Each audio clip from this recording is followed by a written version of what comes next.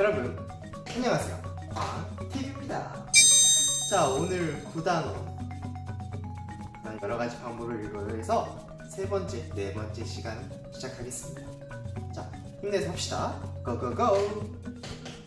자, 지난 시간에 배웠던 내용 한번 생각해 볼게요. 지난 시간에 우리 글을 읽는 목적, 무엇이 있었죠? 글을 읽는 목적? 여러분들 생각하시는 바와 같이 재미로 보는 경우도 있었고, 새로운 정보를 알기 위해서도 있었고, 그죠? 이렇게 다양한 목적들이 있었습니다.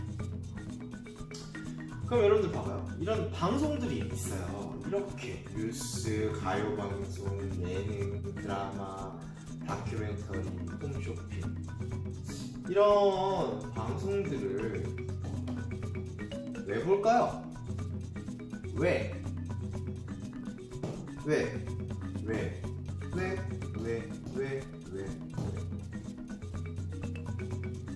방송에 따른 목적이 다 다르죠? 보는 여러분들 이유가 다 다를 거예요. 그렇죠? 그럼 우리가 이번 학기에 배웠던 글의 종류를 한번 다 떠올려보자. 기행문, 칠단을 주장하는 글도 배웠었고요. 시도 배웠어요. 여러분 시도 한번 만들어봤었죠? 그리고 설명하는 글도 배웠죠. 이야기도, 그 외 다양한 글들도 있을 겁니다. 근데 이런 글들을 떠올려봤을 때 어떻게 읽어야 할까요?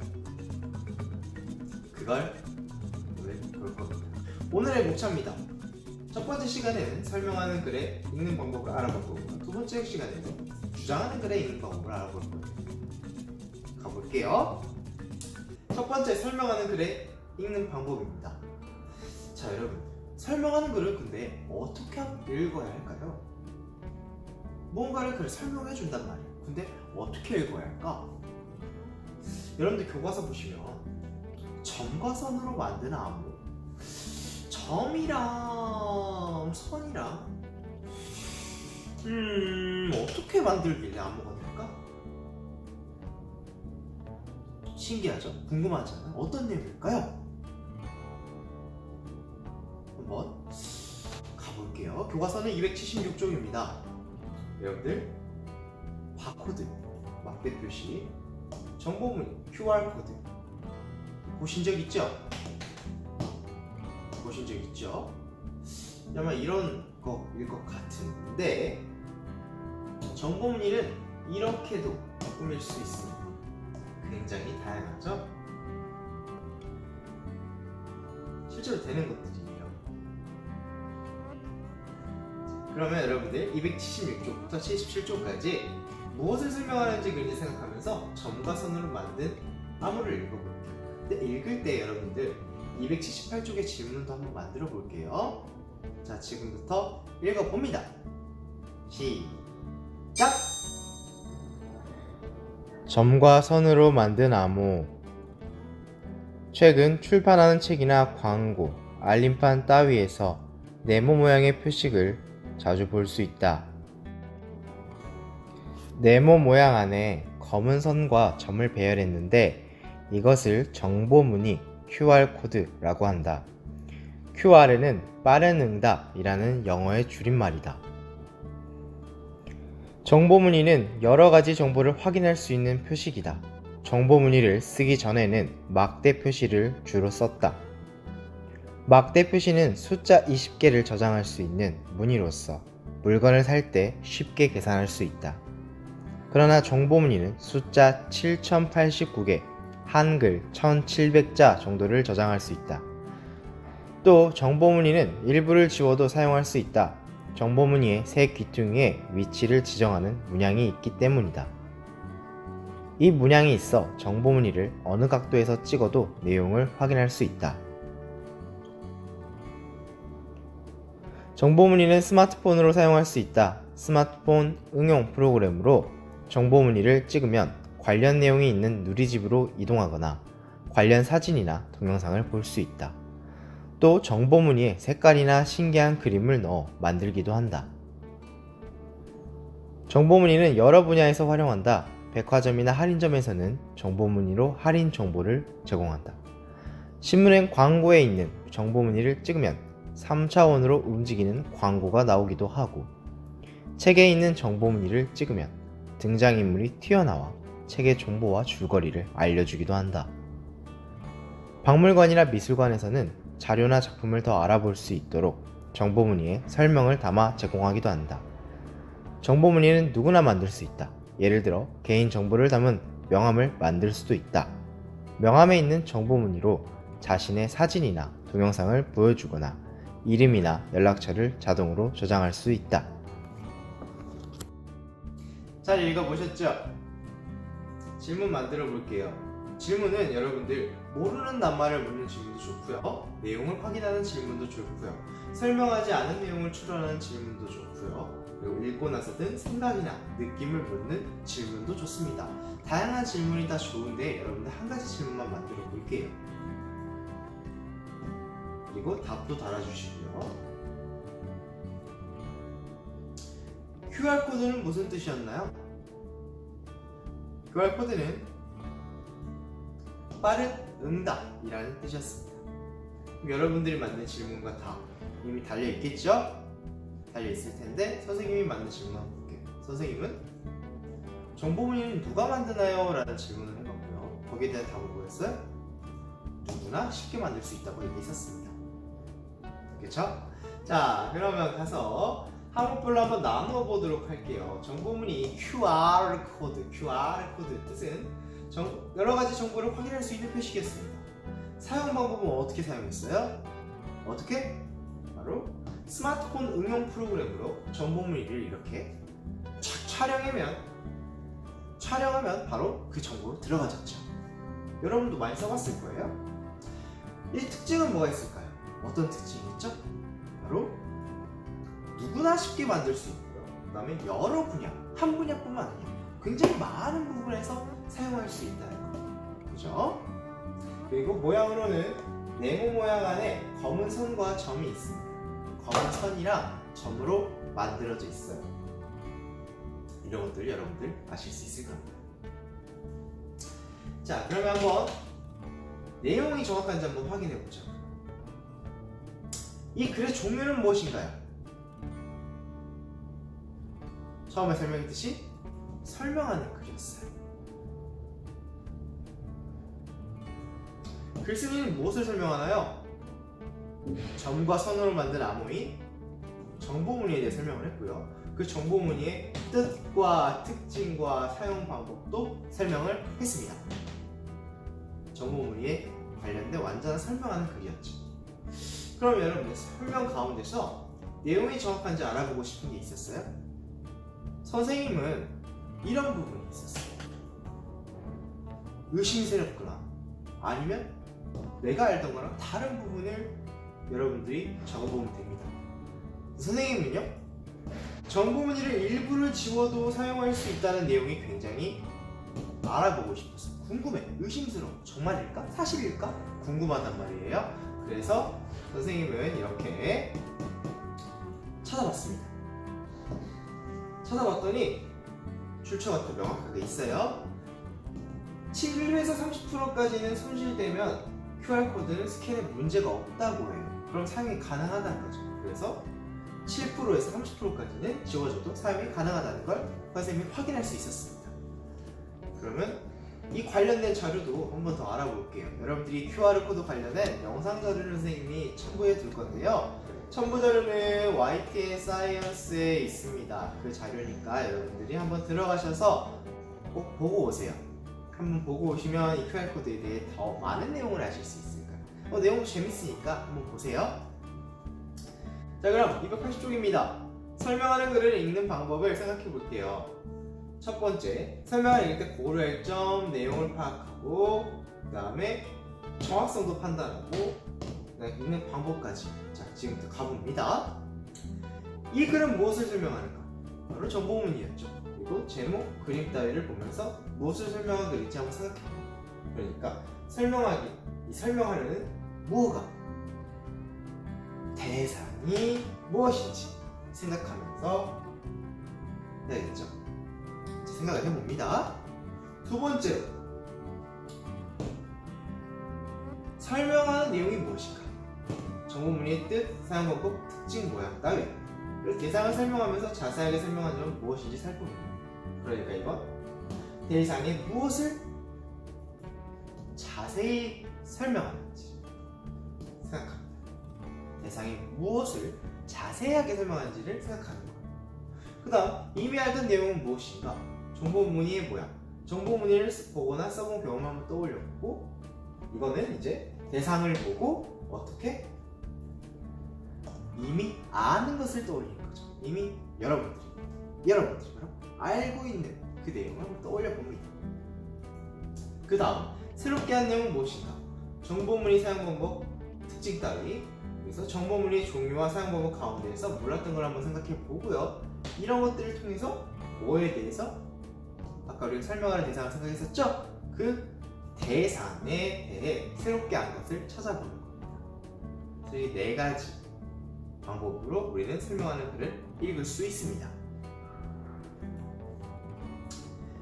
그리고 설명하는 글을 읽을 때 설명하는 내용이 정확한지 확인하려면 다른 자료를 찾아보는 게 좋다는 거. 그래서 아까 선생님이 진짜 팩트 체크를 위해서 다른 자료를 찾아봤었죠? 자, 두 번째로 넘어가서 이제 주장하는 글은 어떻게 읽을까요? 주장하는 글은 어떻게 읽을까요? 뭐뭘 해야 합니다! 라고 주장을 했어. 그런 글을 어떻게 읽는지 한번 보자고요. 도선 281쪽입니다. 글쓴이의 의견을 한번 생각하면서 미래사회의 변화에 대처하는 자세를 한번 읽어볼게요.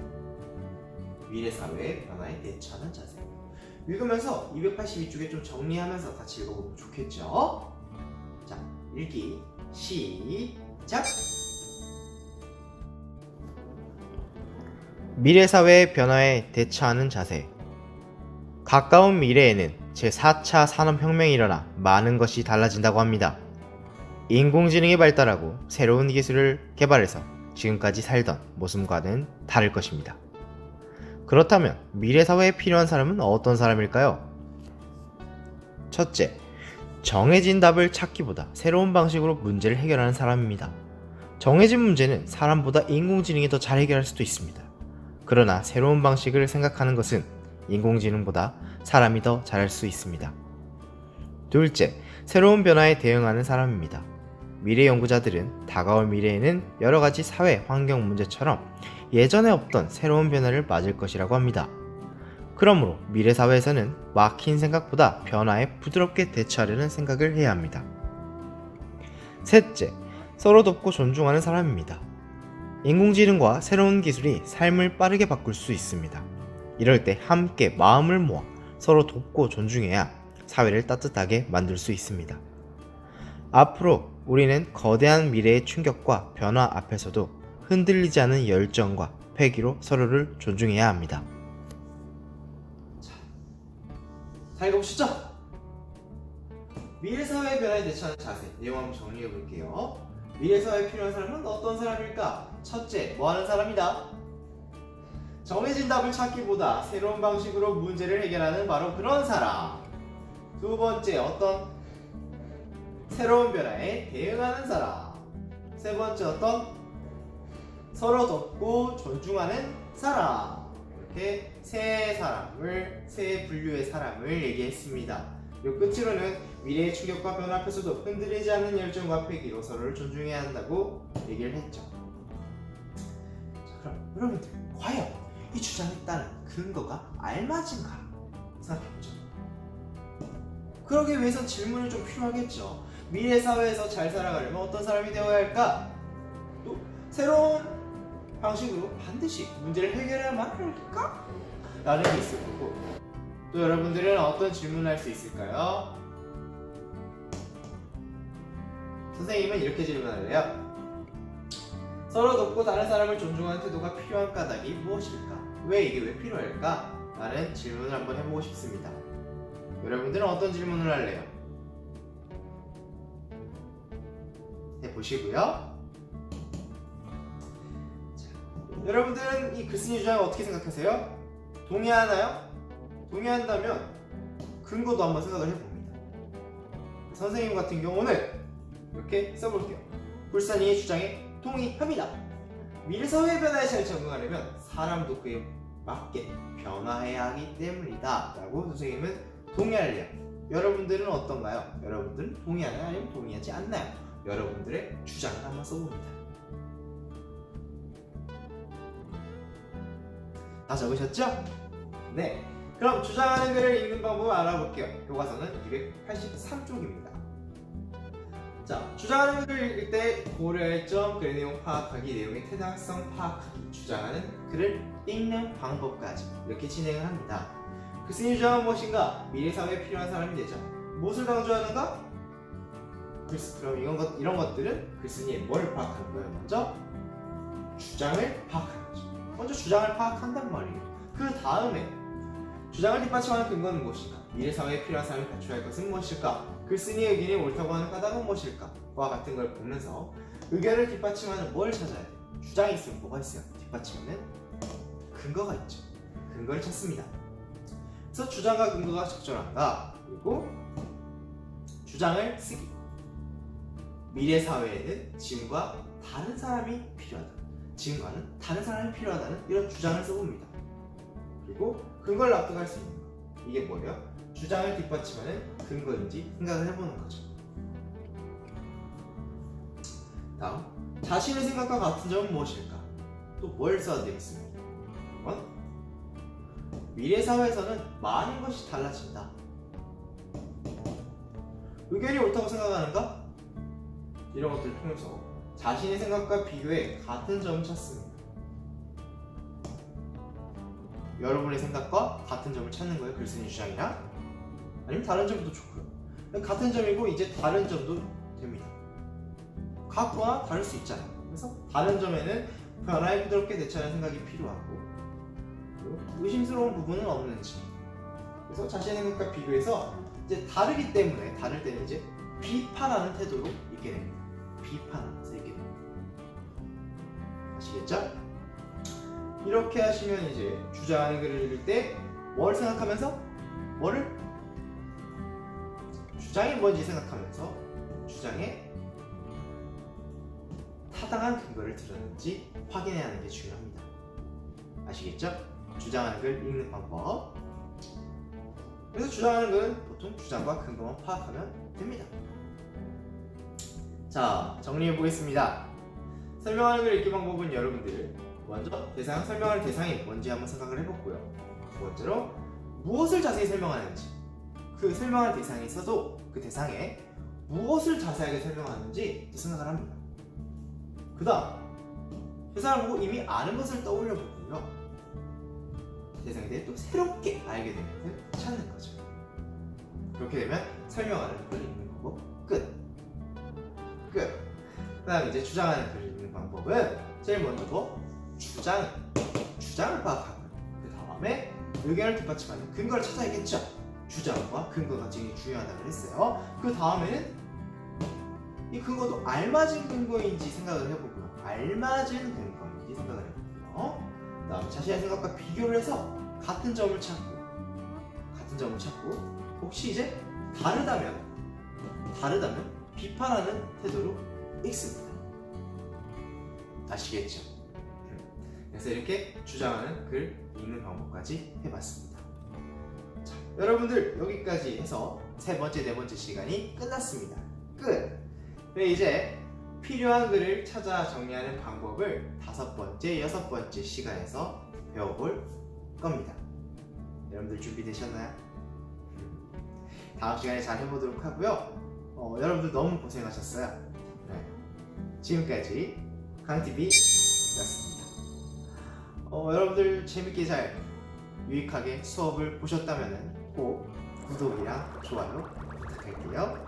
구독, 좋아요 꼭 부탁드려요. 여러분 고생하셨고요. 여러분들 선생님은 그만 가보겠습니다. 선생님 갑니다. 여러분들 안녕.